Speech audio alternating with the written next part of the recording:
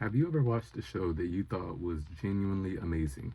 A show so good, or each episode was better than the last, and you sacrificed your sleep just to get another episode in? Well, that's how I felt when I started this show. So imagine my surprise when I had completely lost interest a season later. The Walking Dead, starring Andrew Lincoln, is a zombie thriller set in a post apocalyptic world following a zombie outbreak. I think the show starts off kind of slow, but as I continued watching it, I began to realize why it was so loved. The show isn't afraid to kill off characters or show gore, which is something you really look forward to in a zombie show. The CGI is pretty bad at the beginning, and that made it kind of awkward to watch, but the show did release in 2010, so that's to be expected. It got better later on. Another thing that makes the show stand out is the acting. And I'm mainly talking about Andrew Lincoln's performance as Rick Grimes, which was just amazing. The show could get really exciting and tense at some points, and he did an amazing job conveying all of those emotions on his character.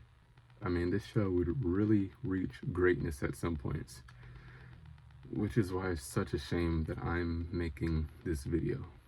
Don't get me wrong, I still think The Walking Dead is a good show, but it had the potential to be great. The show started going downhill for me near the middle of season 7. I stopped watching it a few episodes into season 8 as it had started to become just boring and a little unbelievable at times. My issue with the show is that season 7 took away what I realized was my favorite aspect of The Walking Dead. Before season 7, Rick's group seemed unstoppable. They were hardened by the world that they lived in, and now they could take on anything. Well, that's what we were led to believe right up until they met Negan. Negan came through and he shut all of that down. He killed a few people in Rick's group and then he made them work for him. And I get it, that was the point.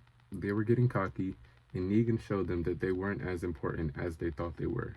I actually think this was a really interesting turn in the story, and it was my favorite part of The Walking Dead. It was so exciting when this happened. The problem is, it just went on way too long.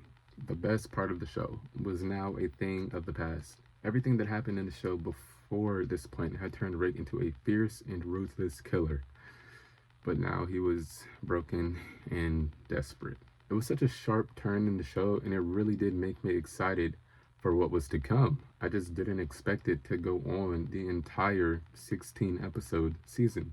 The show was trying to do something different, but I think it strayed away from its working formula a little too much.